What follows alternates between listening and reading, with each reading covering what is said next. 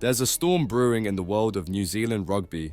A legend of the game, Jake White, has spoken out about the values and sacrifices that define what it truly means to be an All Black. But in today's modern game, are those traditions being sacrificed for convenience? Jake White, a World Cup winning coach and rugby purist, has reignited a fiery debate around the All Blacks eligibility rules and the very soul of the black jersey. Drawing on stories of past legends, White paints a stark picture of what he fears could be lost if tradition is cast aside for short-term gains.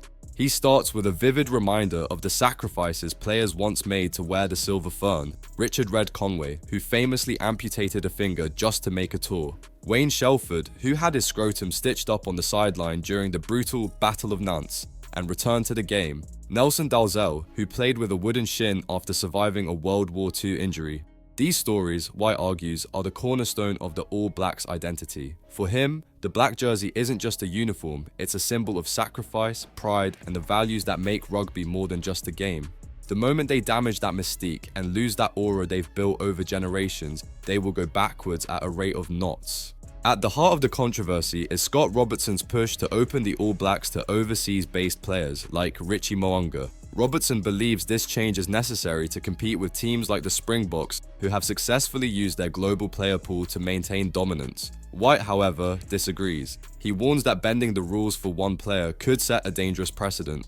If you change the overseas rule for one player, Richie Mo'unga in this instance, you set a dangerous precedent. He insists that the All Blacks' greatness has always been tied to the sacrifices players make to stay in New Zealand and commit to the team, not just on the field, but in the values they uphold. White also draws comparisons to other nations that have leaned heavily on foreign-born players. He mentions Scotland and Japan, noting how their reliance on imports has led to criticism. He cautions New Zealand not to follow that path, emphasizing the importance of keeping the All Blacks connected to their roots.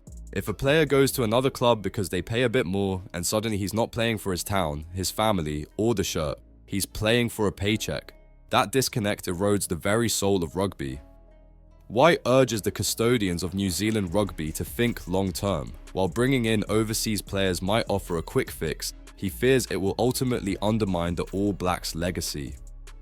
Be careful what you wish for in the hope of a short-term gain, because you could be in for long-term pain. White's critique isn't limited to the All Blacks. He points to Wales as an example of how losing touch with tradition can lead to decline. Once the heartbeat of Welsh rugby, clubs like Pontypridd and Aberfon have become shadows of their former selves, and the national team has struggled to maintain its status. For White, rugby's greatness lies in its connection to community and tradition. Without that, the game risks becoming just another business transaction. So, where do you stand?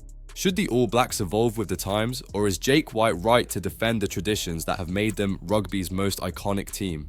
Is the sacrifice worth it, or is it time for a new approach?